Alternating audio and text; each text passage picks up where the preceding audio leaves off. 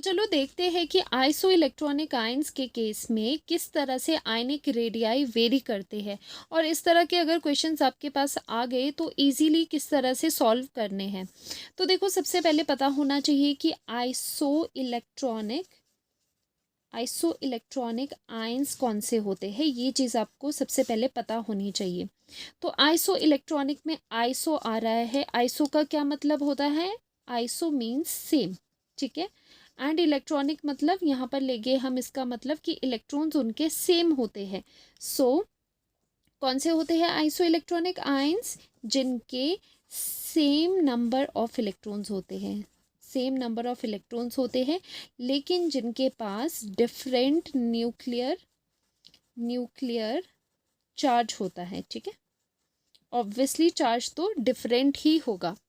तो different species के ions जिनके सेम नंबर ऑफ इलेक्ट्रॉन्स हो बट उनके डिफरेंट न्यूक्लियर चार्ज हो, वो कहलाते हैं iso electronic ions. And short में ये समझ लो कि जिनके इलेक्ट्रॉन सेम होंगे वो कहलाएंगे आइसो इलेक्ट्रॉनिक आयंस, ठीक है। ये डेफिनेशन हमें क्लियर होगी। अब यहाँ पर कुछ एक आयंस आपको दिए हैं और क्वेश्चन में पूछ रहे हैं कि arrange following ions in increasing order of their ionic radii. Ionic radii के इंक्रीजिंग ऑर्डर में आपको इन आयंस को लगाना है, ठीक है। तो सबसे पहले हम ये देखेंगे, ये चेक कर लेंगे क्या ये सब आइसो इलेक्ट्रॉनिक है या नहीं है। तो देखो जब भी इसका ट्रिक क्या रहता है, कैसे पता चलेगा कि ये आइसो इलेक्ट्रॉनिक आयंस का क्वेश्चन है? जब भी मल्टीपल आयंस आपको दे दिए जाए और आपको पूछे कि उनको आप इंक्रीजिंग या decreasing order of their ionic radii में लगाओ, तो एक बार ज़रूर ये चेक कर देना कि कहीं वो आइसो इलेक्ट्रॉनिक तो नहीं, ठीक है। ऐसे अगर 1 to 1 आप कंपैरिजन करोगे तो मुश्किल हो जाएगा। आपको सबसे पहले चेक करना है क्या ये आइसो इलेक्ट्रॉनिक है। तो हम क्या करेंगे, सभी में नंबर ऑफ इलेक्ट्रॉन्स निकाल देंगे, ठीक है।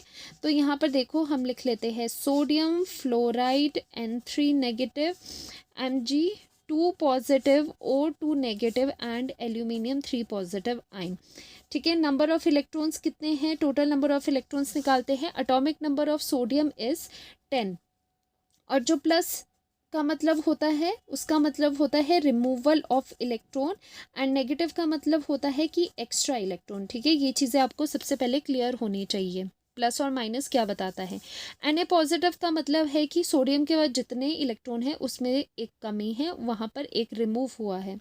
तो सोडियम का एटॉमिक नंबर इज 11, 11 में से एक माइनस कर दो तो इलेक्ट्रॉन्स आ जाते हैं total 10। Fluorine 9 atomic number +1 10 and nitrogen का 7 एटॉमिक नंबर +3 इलेक्ट्रॉन्स यहाँ पर करेंगे क्योंकि यहाँ पर 3 माइनस है तो आ जाएगा 10। मैग्नीशियम 12 एटॉमिक नंबर, उसमें से +2 का मतलब 2 इलेक्ट्रॉन कम है, ये भी आ जाएगा 10। 8 + 2 10 एंड एल्यूमिनियम 13, 13 - 3 10। तो देखो दीज आर आइसो इलेक्ट्रॉनिक, ठीक है। तो हमें ये पता चल गया कि जो गिवन आइंस है दे आर आइसो इलेक्ट्रॉनिक, ठीक है। अब बात आती है कि उनके आयनिक साइज की, कि इनका ट्रेंड हम कैसे करें। तो देखो एक बार कंसेप्ट समझाऊंगी, उसके बाद आपको मैं शॉर्टकट बताऊंगी, ठीक है। तो देखो यहाँ पर न्यूक्लियस है, न्यूक्लियस के चारों तरफ क्या है, हम वैलेंस शेल में बना रही हूँ इसमें। तो इसमें है 1 2 3 4 5 6 7 8 9 10, 10 इलेक्ट्रॉन्स है बाहर, ठीक है। किसी भी एक आयन को उठा के यहाँ पर बना देते हैं। तो देखो क्या होगा, अब सभी में बाहर है 10 इलेक्ट्रॉन्स, 10 इलेक्ट्रॉन्स तो सभी आइंस में है। अब deciding factor is nuclear charge, जो कि न्यूक्लियस के पास अंदर चार्ज है वो है डिसाइडिंग फैक्टर। अब देखो जितना स्ट्रांगली, जितना न्यूक्लियर चार्ज ज़्यादा होगा न्यूक्लियस के पास, ठीक है, जितना न्यूक्लियर चार्ज ज़्यादा होगा उतना वो टाइटली अट्रैक्ट करेगा बाहर के इलेक्ट्रॉन्स को। जितना ज़्यादा न्यूक्लियर चार्ज होगा, क्योंकि न्यूक्लियर चार्ज क्या है यहाँ पर पॉजिटिव है, उतना ही वो नेगेटिवली चार्ज इलेक्ट्रॉन्स को अपनी तरफ अट्रैक्ट करके रखेगा।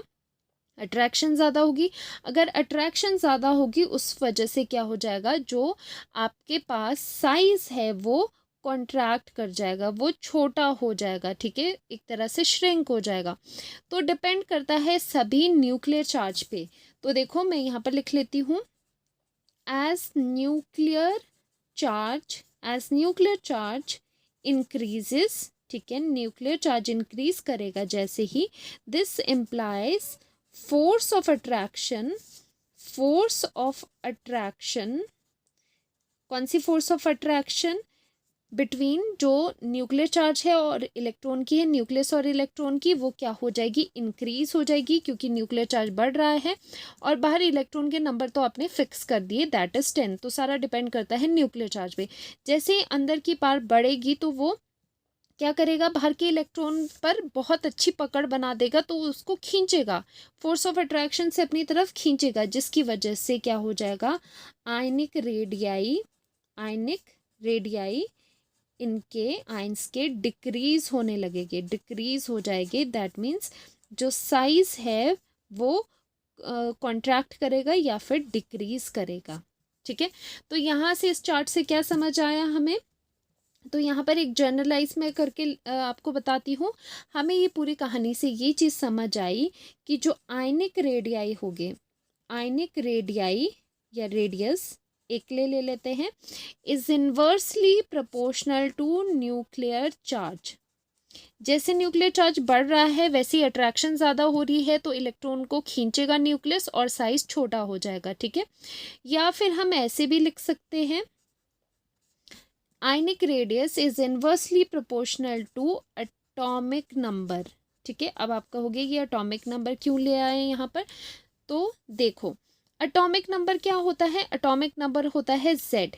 एटॉमिक नंबर क्या बताता है हमें, नंबर ऑफ प्रोटॉन्स। अगर आपको पता हो कि Z क्या रिप्रेजेंट करता है, नंबर ऑफ प्रोटॉन्स को रिप्रेजेंट करता है एटॉमिक नंबर। और न्यूक्लियस के अंदर होते हैं neutrons and protons. Neutrons neutral होते हैं, प्रोटॉन्स पॉजिटिव चार्ज के होते हैं। तो जो न्यूक्लियर चार्ज होता है वो होता है ड्यू टू प्रोटॉन्स। अगर न्यूक्लियर चार्ज इंक्रीज हो रहा है तो क्या है, एटॉमिक नंबर अगर इंक्रीज होगा ऑब्वियसली न्यूक्लियर चार्ज भी इंक्रीज होगा। तो हमने इसे लिंक कर दिया एटॉमिक नंबर Z से। ठीक है, तो ये रहा आपका फाइनल यहाँ पर पॉइंट, जिसके हेल्प से आप कॉम्पिटिटिव एग्जाम में भी सॉल्व कर पाओगे ये क्वेश्चन बिल्कुल चुटकियों में। ठीक है, तो ionic radius is inversely proportional to nuclear charge and inversely proportional to atomic number. ये ट्रेंड हमने करा है यहाँ पर आइसो इलेक्ट्रॉनिक आयंस के लिए। जब आइसो इलेक्ट्रॉनिक आयंस का क्वेश्चन आए तो डायरेक्ट इस चीज़ पे जाना कि ionic radius is inversely proportional to atomic number. ठीक है, क्योंकि न्यूक्लियर चार्ज से भी इन्वर्सली प्रोपोर्शनल है। ठीक है, अब ऊपर एग्जाम्पल की तरफ जाते हैं। दैट मीन्स यहाँ पर हमने न्यूक्लियर चार्ज निकालना है, या फिर आप कह सकते हो यहाँ पर एटॉमिक नंबर लिखना है, क्योंकि Z इक्वल्स टू P, तो कुछ भी लिख लो एक ही बात होगी। तो सोडियम का एटॉमिक नंबर इज 11, फ्लोरीन का 9, ये हो गया 7, magnesium is 12, oxygen 8, aluminium is 13। तो हमने सभी के एटॉमिक नंबर लिख लिए।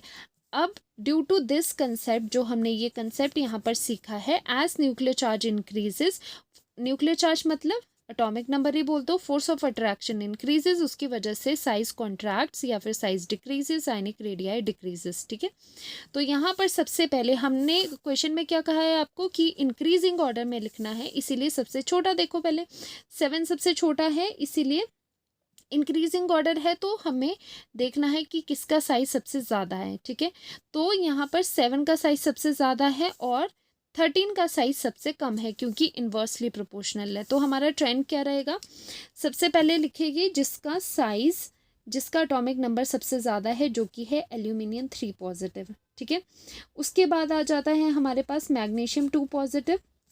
देखो 13 के बाद 12 के बाद 11 में आ जाएगा sodium ion Na positive, then fluoride, then oxide, और उसके बाद N3 नेगेटिव। ठीक है, तो ये हमने इंक्रीजिंग ऑर्डर किसका लिखा, इंक्रीजिंग ऑर्डर लिखा हमने आयनिक रेडियाई का। आयनिक रेडियाई का इंक्रीजिंग ऑर्डर है और ये आपका आंसर है। ठीक है, तो क्या किया हमने, सबसे कम किसका रेडियाई होगा, यहाँ पर किसका रेडियस होगा, एल्यूमिनियम 3 पॉजिटिव का। क्यों, क्योंकि इसका जो एटॉमिक नंबर है वो सबसे कम है।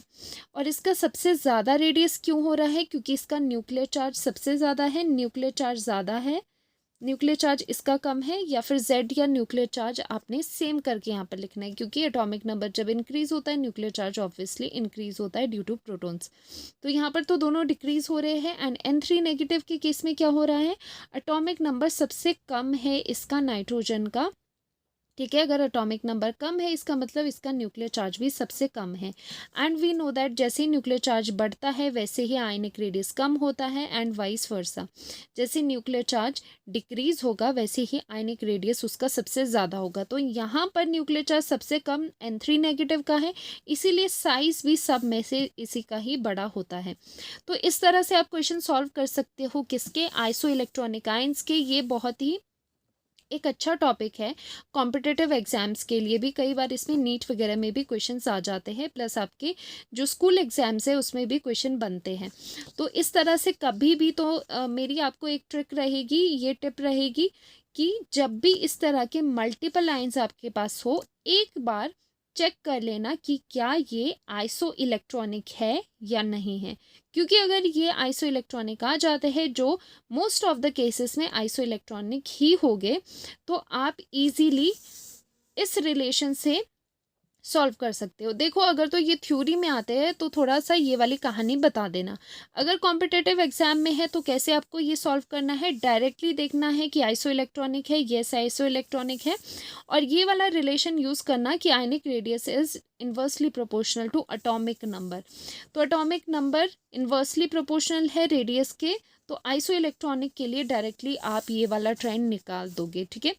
तो ये था आज का टॉपिक जिसमें हमने बात करी आइसो इलेक्ट्रॉनिक आयंस के बारे में और किस तरह से उनकी हम वेरिएशन बता सकते हैं, आयनिक रेडियाई की वेरिएशन हम बता सकते हैं। ठीक है।